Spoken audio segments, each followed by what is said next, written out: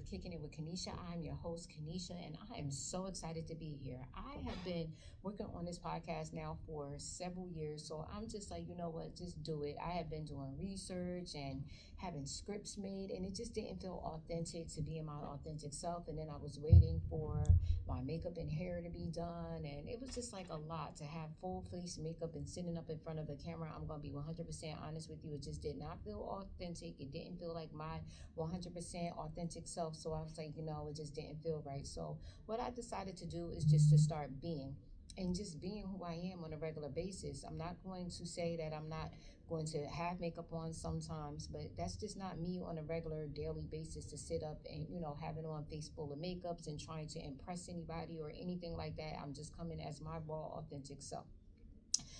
What this podcast is about is really about mental health and personal development. So it's not really focused on mental health, it's more so on personal development, but we will talk on mental health.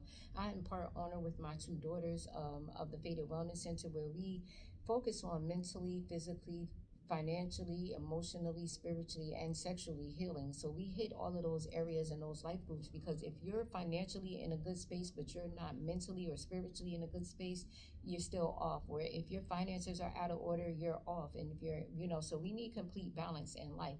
So that's what the Faded Wellness Center is about. Faded stands for fears are deleted with education and drive. And we really feel like once you get over that fear, the best success comes from getting over on the other side of fear. And I'm going to be 100% transparent with you.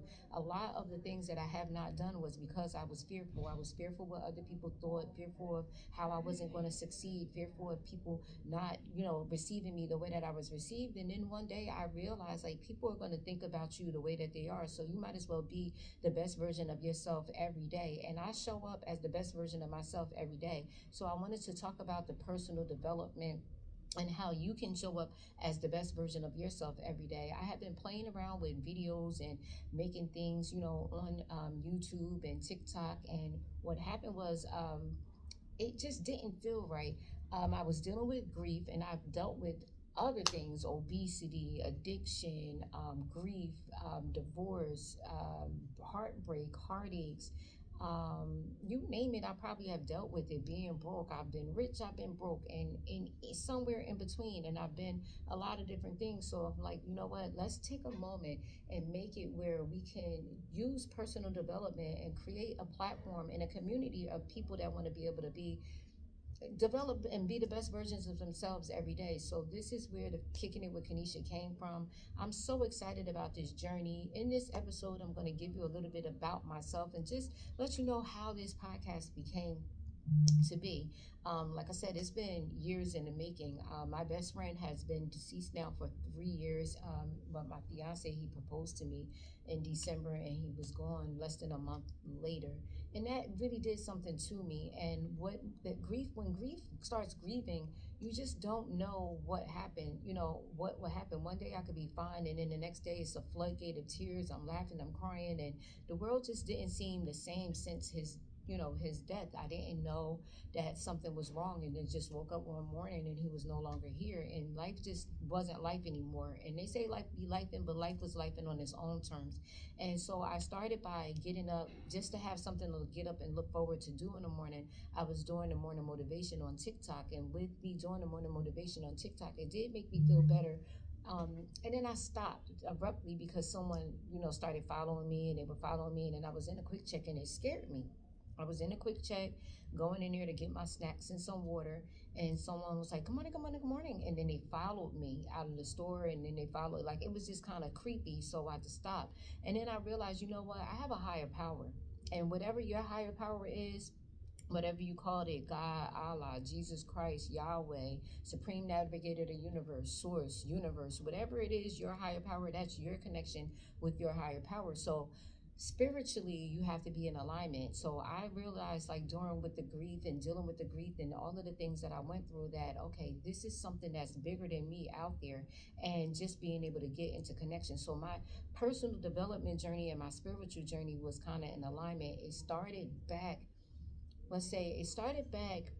maybe like 10 years ago. I was over 417 pounds. Thus pause. I was 338 pounds, 358 pounds, and then I had Roux-en-Y gastric bypass surgery. And when I had that, I got down to 250 pounds. When I got down to 250 pounds, I was feeling a lot more successful with myself. I had built the confidence and everything.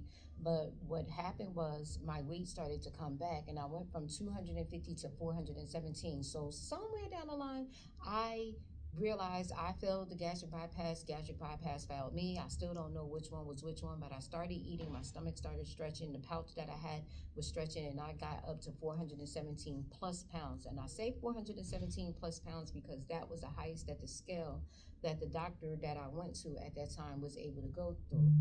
So fast forward, I was trying to figure out ways to lose weight, but nobody would, like at that point, the lap band came out, but they wouldn't see me because I had already had the gastric bypass. So now I'm 417 pounds. I'm in a loveless relationship. I'm depressed. I'm suffering with addiction. I was drinking heavy, and everything, the world was on my shoulders. And I would say, God, I don't want to be on the strongest soldiers lift again this year. And every single year, that would be my prayer. And I was getting back on that strong soldiers lift. And my self-esteem was in the gutter, and everything that was going on in my life and everything around me, it felt like the walls were crumbling in.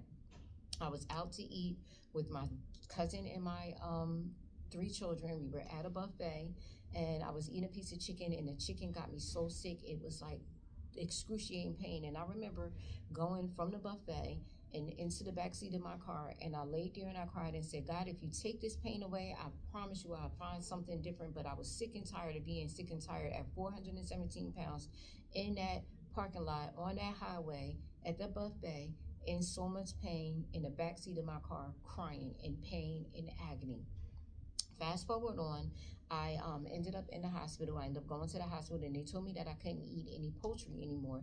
I had, I could eat it, but my body was not breaking it down. And I'm like, why is my body not breaking it down?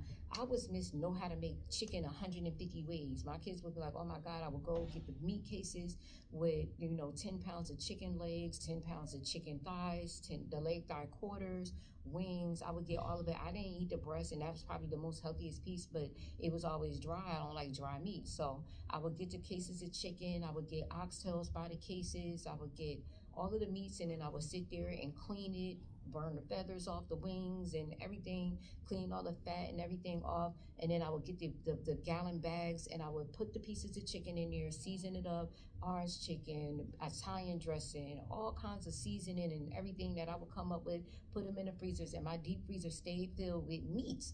And then my cabinet stayed filled with all kinds of snacks and rice and different rices that I had: yellow rice, broccoli with cheddar, noodles, pastas, everything. My food pantry stayed filled. And then I had the deep freezer, the top freezer. We had all kinds of juices and things of that nature. And then I realized one day after coming out the hospital, I got to stop, because that pain that I had was excruciating. I would never want to experience that ever again. So I started looking into different ways. I cut the poultry out, but I wanted to figure out ways that I wasn't going to be hungry. So I started drinking protein shakes, and I would have one in the morning and one in the evening, but I cut the meat out. And when I cut the meat out, I was already not eating beef because it would sit here in my chest, and I was not eating pork. I had stopped eating pork. Like, at this point, it's been almost 30 years ago that I stopped eating pork. It's been maybe about 20 years that I stopped eating beef, and maybe about 10 to 12 years that I stopped eating chicken. So this has been a long-term process. But I was still eating a lot of carbs, baked potatoes with cheese and sour cream and onions and gravy, and putting that all on a baked potato and shrimp, and like just double stuffing it and things of that nature. And what I realized is that I was starting to feel crazy. So what I started to do, I was working at a vitamin company, and I started learning about other vitamins and supplements that would be able to make you feel good. And I started changing my diet. And while I was there, I started changing my diet. I started eating more water. I'm drinking more water, eating like better options. And I could remember, I just being honest, my desk was on the third floor, and it had this elevator that was rickety and scary, and I was scared to take the elevator, so I would have to climb up the steps. So I would have to come to work 20 minutes more ahead of time. If I started my shift at 9, I would get there like 8:30, just so that I could get to my desk and have enough time to breathe and be back to normal by the time it was time for me to get on the phones, because I was so out of shape and I was embarrassed about it. I was really embarrassed about it. And I just started doing, like, okay, I'm going to do more walking. Instead of parking at the front parking lot, I will park at the back parking lot and kind of walk, so that it would just, like, build up my endurance and build up my stamina. Now, I had stamina, so I thought, when I was being sexually active, but I wasn't having stamina to do anything else. I went and walked through the grocery stores. I went and be able to get to my desk, and that desk thing really bothered me, because I had to get to work and actually take a little bit more time, just so that I could breathe to take a phone call on time.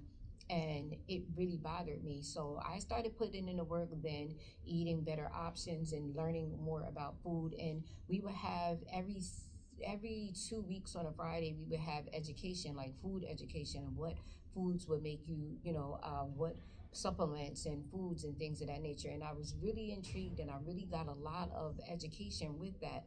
So moving forward, after I got the education with, the foods that were good for me and the things that were good for me, I moved back to.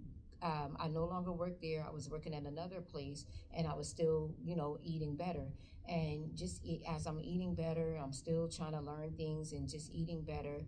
I moved to another position, and with that position, they had a lot of courses. I was working with a company that offered free courses, and I took a course in herbalism. I took a course in nutrition, and when I took that course in nutrition, it actually changed the way I thought about things. So I was certified in nutrition, certified in herbalism, certified in health and wellness, and I became a health and wellness coach back in 2021.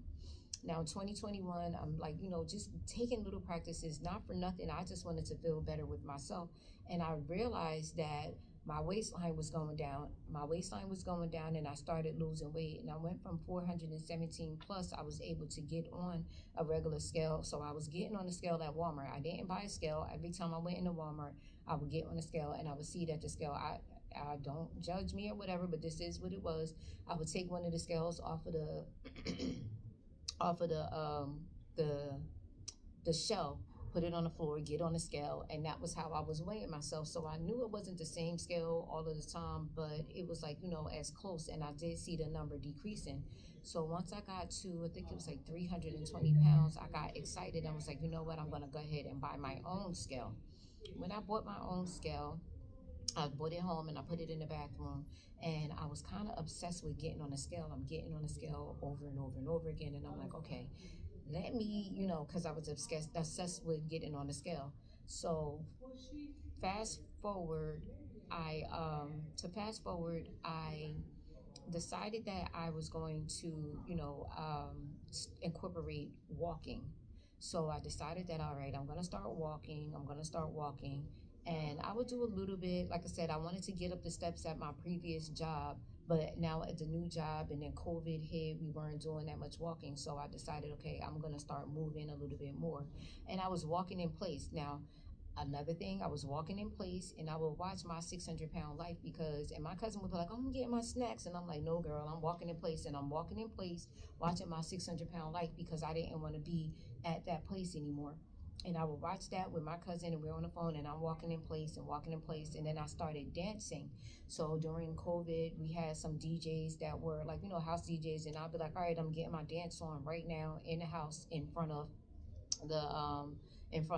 we had the TV was connected to, like, it was all connected together, so we would watch it through the Fire Stick, and I would have my Facebook and Instagram and YouTube all connected to my TV, and I would turn the TV on. I had a sound bar, and I would turn it.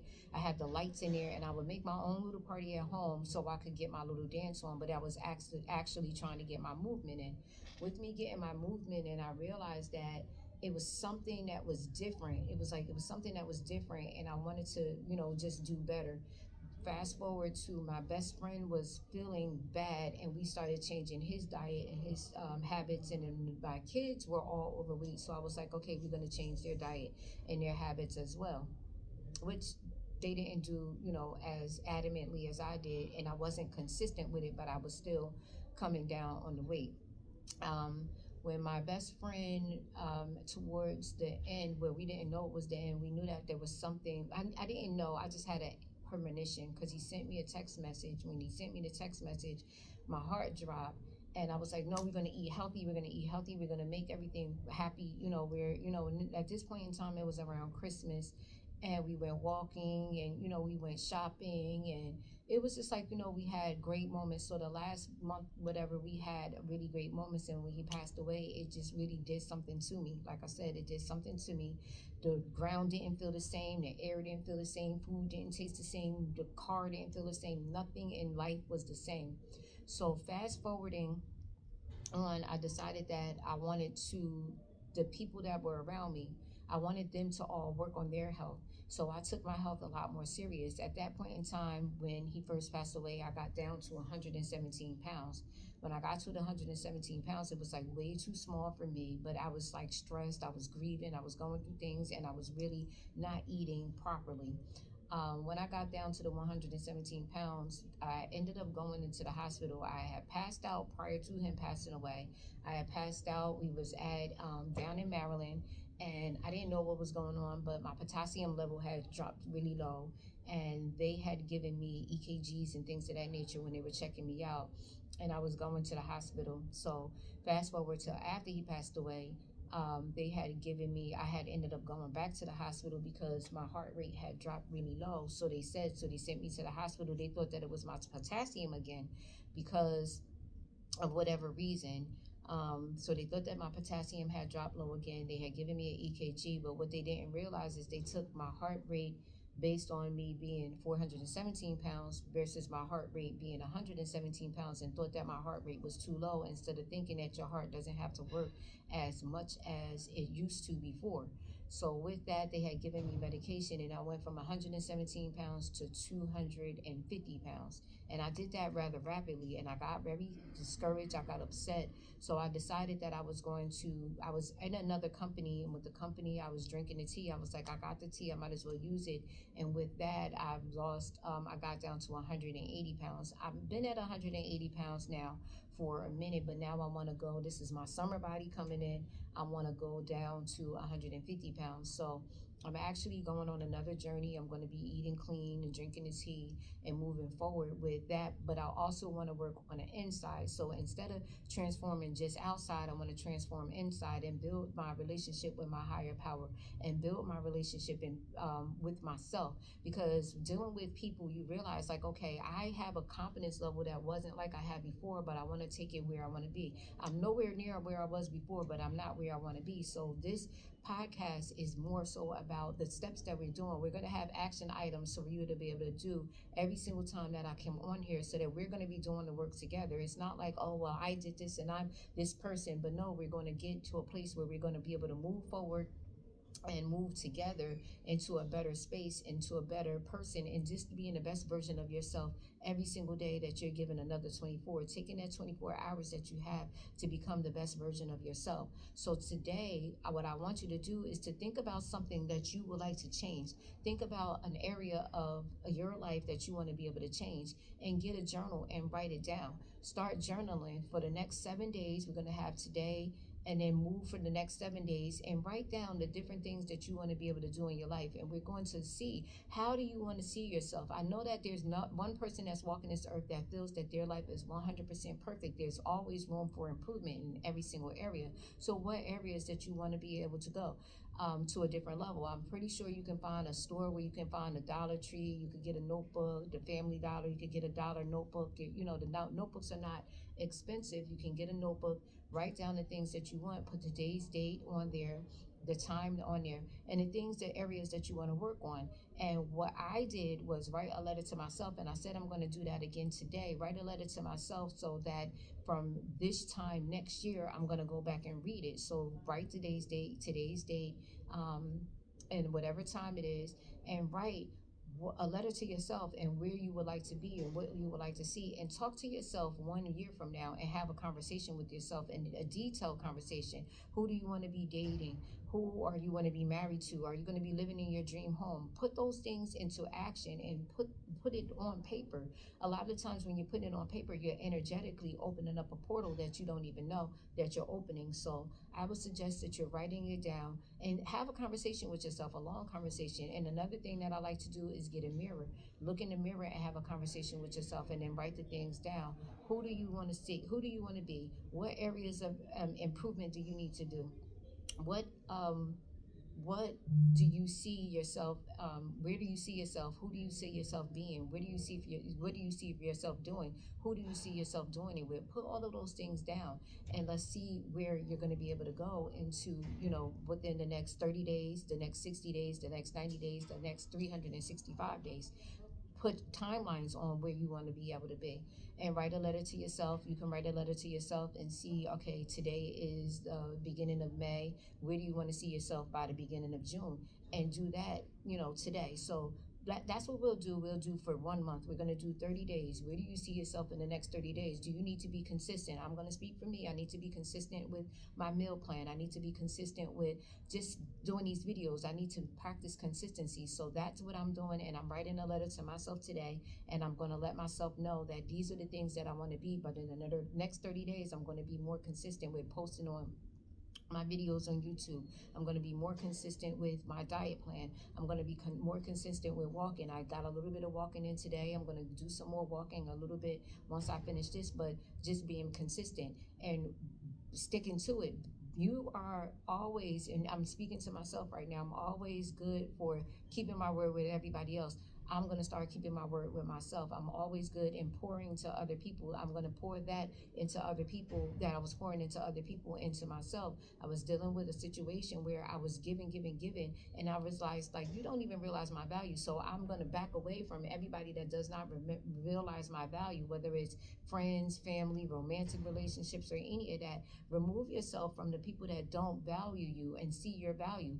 I saw it online the other day where somebody was like, oh, you women out here think that you have the value. Goddamn right, you have that value, because if you don't place that value on you, nobody else is. And then they're going to look at you as a worthlessness, and you have to put that value on yourself. You are the most important person in every room you step in. No matter what other people seem to think or feel, you have to have that power in yourself to say, I am the most important person. You know why? Because you were created. You were not created as junk.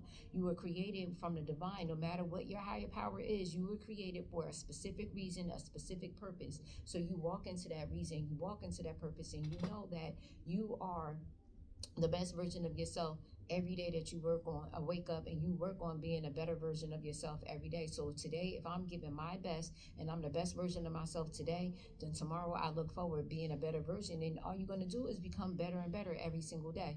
So that's all I have for the first episode today. Stick with me. If you like what you heard, subscribe, share with someone that you think is going to be able to benefit from just personal development and taking everything one step at a time. You guys going out there and have a great day. Namaste.